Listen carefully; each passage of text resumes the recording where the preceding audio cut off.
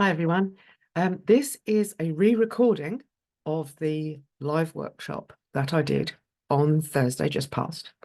It's all about window of tolerance, yeah, your comfort zone, um, and what it's like to be outside of it, how to get back into it, things that I can give you here for free, and other things that I've got going on.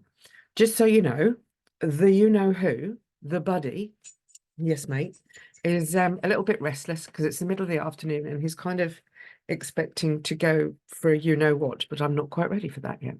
So here we go. Today, yeah, for the purposes of today, right, let's talk about the window of tolerance as if it's got a top and a bottom. And during your everyday life, you become more stressed, less stressed, and your life snakes along inside this window of tolerance. Inside the Emotional Health Handbook folder, there is a really good PDF of this. And it does show it in a lot more detail with a lot more writing all around it. But I'm not going to go into huge amounts of detail today because that's already there for you. If you want access to it and you don't have access to it, the easiest way is to join the Safe and Private Facebook community because it's in there, and it gets updated every now and again. So when it gets updated, if you're already there, you'll always be following the most updated link. On Monday this week, I spoke about how many people pleasers drop out of their window into the fawn response.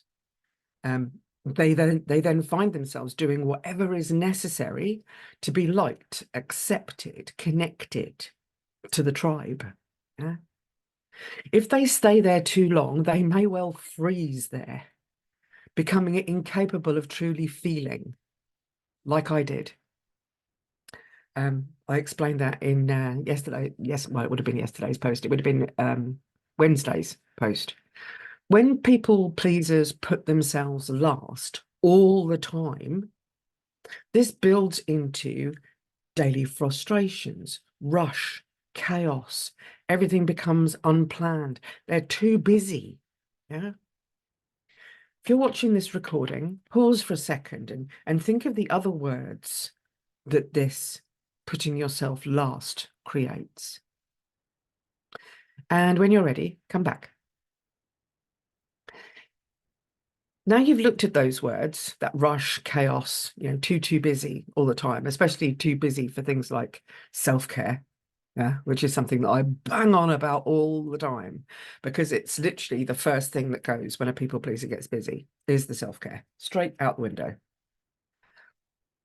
If you feel like there is no way out of the commitments and responsibilities that you've piled onto your plate, you may find yourself blaming yourself for being weak, for saying yes too often. And you may also feel like you're going to be stuck there forever in this spiral of demands and resentment that brings you down and down and down. If what you want is calm, time for self-care, you're going to need priorities and boundaries. Yeah? And if you think of anything else that you might need, pop it underneath this video. Yeah. Because if it's something that I can hand to you on a plate, yeah, I will do so.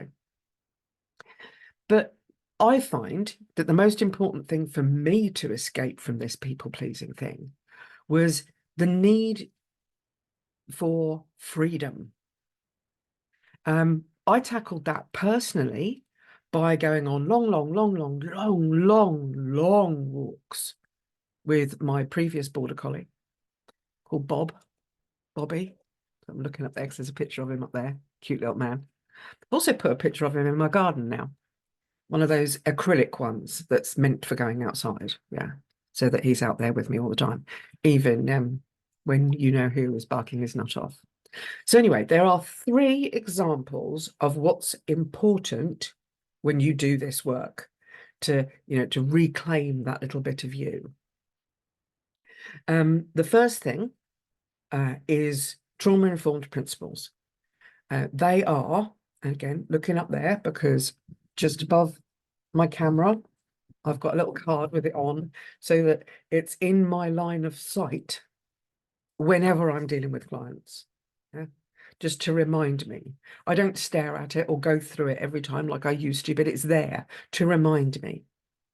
Those trauma-informed principles are safety, transparency, being an open, honest, vulnerable trauma survivor, a power-balanced partnership between the coach and the client, and the coach constantly making sure that the client feels that they have a voice, that they have choice in what goes on in the coaching session, and that they have consent that can be given and withdrawn at any time. And the last principle I've summarized into these words: to acknowledge and be aware of the isms. And by that, I mean racism, sexism, genderism, if that's a thing, ageism, all of those isms. When you work with a coach like me, who's been trained in those principles, you will not be re-traumatized while processing your trauma. Just so that you know, I'm also trauma-informed certified on my breathwork practice as well. The second thing is compassionate questioning. You need a coach that is going to not assume, not finish your sentences, but is just going to keep asking you questions so that the answers, your answers, are gently drawn out of you. And this is why I've often shied away from quick fixes, because if I just tell you what to do, if I just tell you how to behave, then the solution is my solution. But if I help you to find out what your own solution is by asking you challenging questions, like, you say da da da da da, I say, okay, is that really true? Is that point of view really yours, or is it someone else's? Where did you hear it first? Can you back it up? Where is that feeling held in your body? Because if these feelings and opinions and beliefs are held in your body, then they're most likely to be yours. Not always. But that's the kind of questioning that you need to discover your own solutions. And the last one is my favorite. I love this one. It's body connection. Exercises, meditations, techniques, tips, tricks, hacks, whatever you want to call them, to connect to your own body's wisdom. Now, that might sound a bit woo-woo, but it's like it's your gut instinct. Yeah. That feeling you get when someone says, shall we go do such and such? Ice skating, for some reason, just popped into my head. and your whole body lights up and it's like, yes. As a tool, I teach visceral yes and no to clients. And that might actually be a fun one to do on a one of my mini workshops, but it's going to take attendance. It's not really something that I can do like I'm doing now as a sort of a pre-recorded lesson. We need to have some interaction so that I can help you find that connection to your body. Because your body holds on to the emotions created when an unmet need happens, or when a need is unmet. Yeah. And until that need is met, your body will continue to hold on to it, leaving you feeling nervous or anxious, long after the cause of that initial fear spark has gone. I literally said this to a client last night. Everything you want, everything that you yearn for, everything that your body is pulling you towards, is on the other side of fear. Yeah. And the moment that you can look at a fear and identify it as an emotion that's been triggered by your body in order to keep you safe, yeah, you can then look at whether or not that fear is real. Yeah. Imagine for a moment, trigger warning if you're afraid of heights. Yeah. Imagine for a moment you are being asked to cross from one platform to another on like a narrow beam, like a 4-inch beam. Yeah. If that beam is on the ground and you're not afraid of heights, crossing it's going to be quite easy. But in this particular fear exploration, yeah, they're going to gradually put the beam higher and higher up. But once it gets to 1 meter off the ground, they're going to put a safety harness on you. Yeah. So that even if you do slip and fall, you won't fall because you'll be caught by the harness. Yeah. As that beam gets higher and higher and higher, the fear in your body, because your body doesn't believe in the harness. Yeah, that's logical mind believes in the harness because that's a, if this happens, then the harness will catch you. Yeah, that kind of logic is not something that you can talk to your body about. Your body literally is high up on a narrow thing, feels fear of falling. Yeah. And your body holds on to that anxiety from a previous experience when you did fall, or from when a previous caregiver maybe told you, oh, come down from there, it's dangerous. Yeah. These chemical signals that your body creates to keep you safe can create a fear that even when you've got that safety harness on, can be real. But wait for a minute, because I'm going to come back to how you look at a fear and reset your body. So, like I said, these hormones can literally get trapped in the tissues of your body as well. Yeah. When there's repeated floods of adrenaline or cortisol, if you're the child of a violent parent, yeah, you may have heightened levels of cortisol nearly all the time as a child because you're alert to danger, that hypervigilance that I've talked about so much. Releasing those stuck emotions and hormones can create room for you to step outside your comfort zone, outside your window of tolerance, from a place of freedom and growth. Yeah? Growing yourself so that beam, yeah, once it gets 2 meters up and 3 meters up and 4 meters up, yeah, every time you cross it, you are expanding your window of tolerance with the knowledge in your brain that you're going to be caught by the harness. This spaciousness, this opportunity to expand through freedom and growth is what is at the center of the 3P system. Now, 3P system is what I put together as a standalone thing just for people pleasers.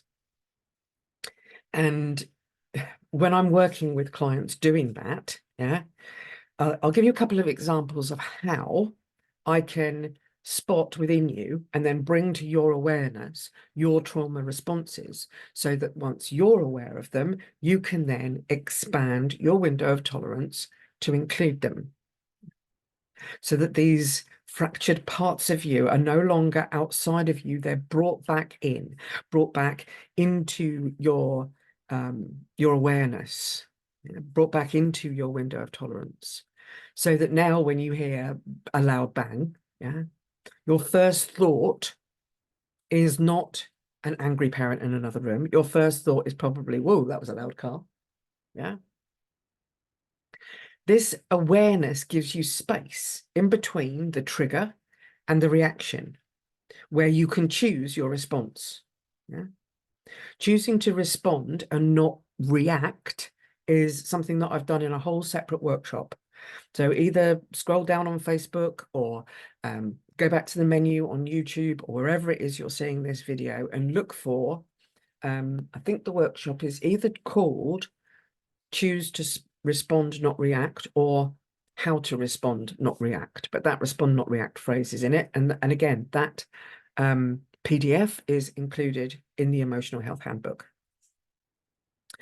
You can also find your own truth, yeah, your own space to be between trigger and reaction.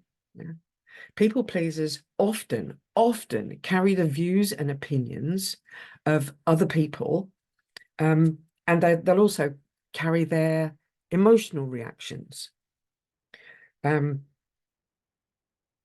Emotional reactions like, I mean, I can give you an example of one of my emotional reactions. When I was working at a big corporate entity, there were times when I was asked to, present my work or explain what my team had been up to over the last few weeks. And if I was challenged, or if a person was being unreasonable with my reasons for not being able to meet a particular deadline, say, I would get angry. And the anger emotion in itself was not a problem. It just made me passionate, made me stronger. But what happened next was tears. Yeah? Not actual like sobbing, crying, yeah, but just being fired up and passionate and having tears rolling down my face.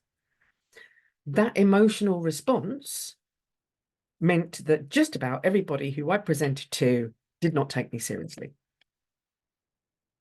And to this day, I know that I could have done so much better in that role, even though I did a really good job. Yeah, I could have done so much better had I been able to keep those emotional reactions of anger and upset to myself, because I know where they came from. I know exactly where they came from. They came from my mum. My mum married young. She already had me. My dad, who adopted me, and her were always kind of on the breadline, and she would save up.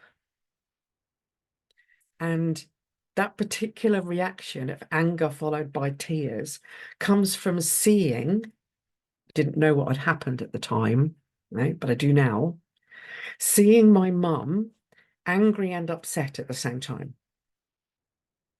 And it wasn't for years. I mean, probably like inside the last 5 years, yeah, that I actually found out what happened that day. And what actually happened was she had saved up, yeah, to go out for, I believe it was her 21st birthday. But it might have been her 22nd. But it was like, significant young woman wanting to go out on her birthday. She'd saved up for babysitter, she'd saved up for a few drinks. I don't know if she'd saved up for an outfit or not, anyway, she had saved up. And my dad's work van, or possibly work car at the time, okay, not clear on the details, but my dad's work vehicle needed repairs, and he took my mum's savings.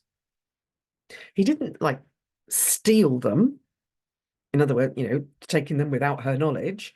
He took them with her knowledge, because he wasn't going to be able to work if he didn't have this vehicle.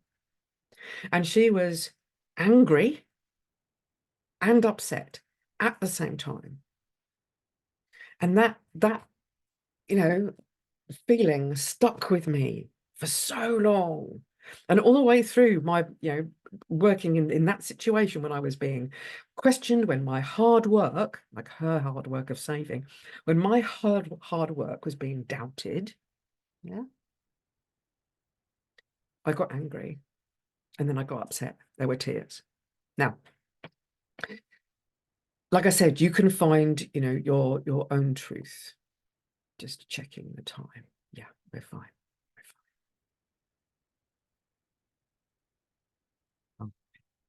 Now, there are distinct and real disadvantages in using tools to regulate your nervous system. Yeah. And by that, I mean doing it quickly without properly considering the reason why those feelings are coming up. Now, I can teach you a breathwork technique to get you from frazzled panic attack right up there and out the top of your head. Looks growling.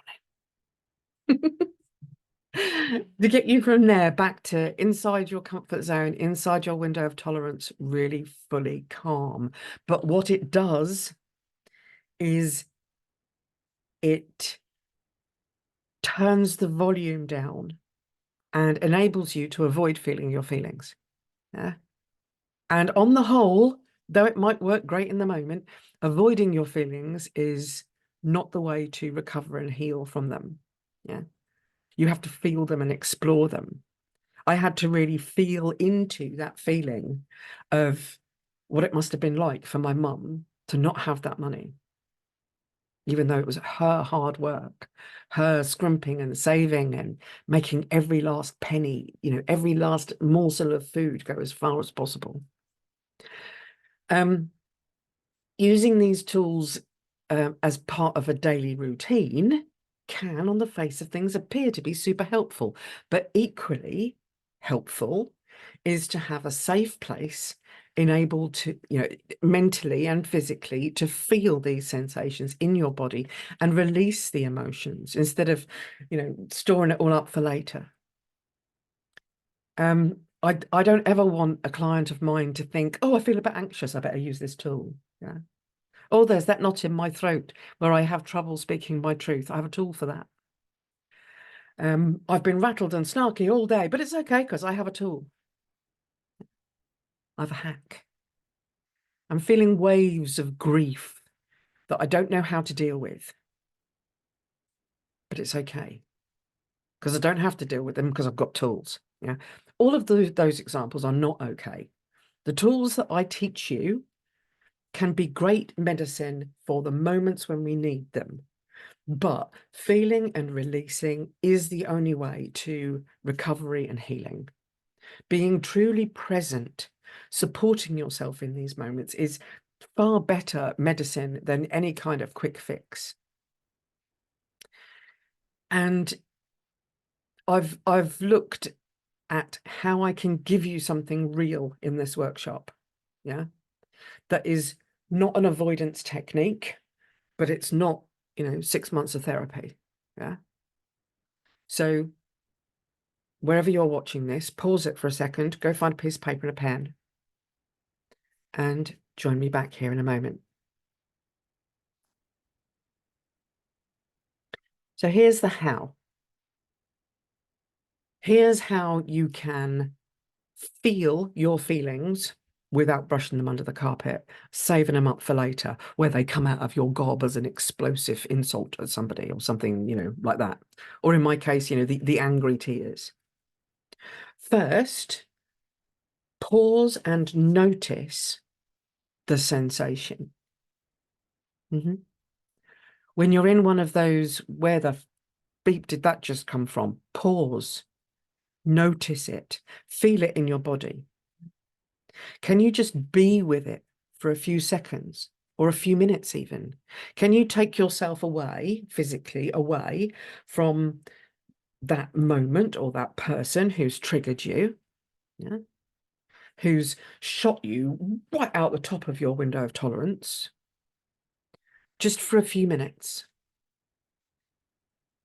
Listen for the voice in your head, yeah? Listen for it. Is there a sensation in your body? Can you put your hands on, on that place? Like the example I gave a moment ago of the knot in your throat. Can you put your hand on that and acknowledge your body for holding that sensation for you? Or that pain in your chest, or that ache in your gut when you miss somebody. Taking those few minutes just to notice it. Yeah?